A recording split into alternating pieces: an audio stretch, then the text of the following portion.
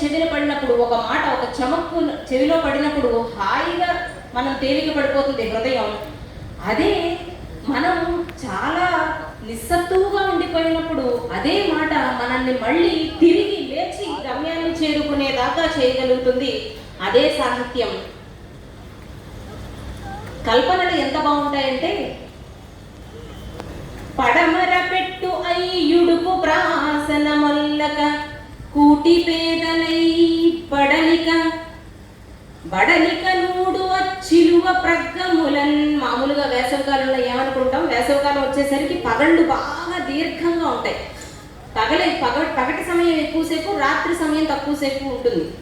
ఎందుకు అలా ఉంటుంది అని ఓ కల్పన చేస్తున్నారు. ఏమిటి అంటే, సూర్యుడికి రథం, ఆయన రథస్యేకం చక్రం, ఆయన రథానికి ఒకటే చక్రం ఉంటుంది. ఆయన సారథి ఎలాంటి వాడు? అనూరుడు, ఊరూరు లేనటువంటి వాడు. కొని ఆ గుర్రాలను, సప్త అశ్వాలను చేతితో పట్టుకుని బంధించాలి కదా. ఆ పట్టుకునే తాళనగా ఏముంటున్నాయి అంటే పాములు ఉంటున్నాయి. ఈ పాములు ఎలా ఉంటాయి? పట్టుకుంటే జారిపోతూ ఉంటాయి, పట్టుకుంటే జారిపోతూ ఉంటాయి. అవి ఏమన్నా జడ పదార్థాలు, పట్టుకుంటే అలా ఉండిపోవడానికి జారిపోతూ ఉంటాయి.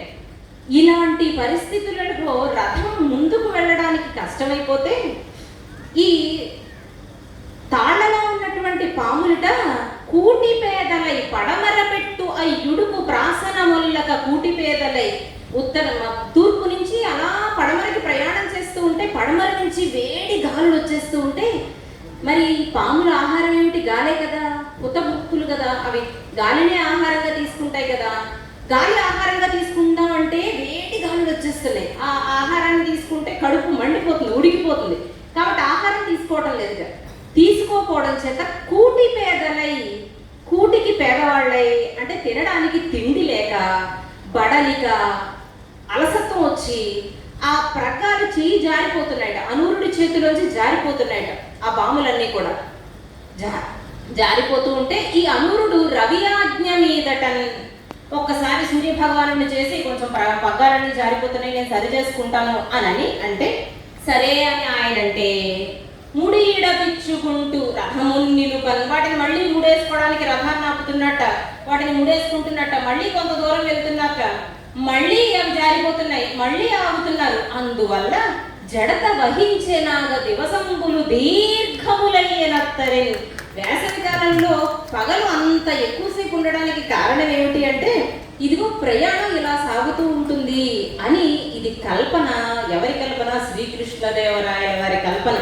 ఆముక్తమాల్యదలో శ్రీకృష్ణదేవరాయల వారి కల్పన. కారణము కాని దానిని కారణముగా ఊహించి చెప్పడం.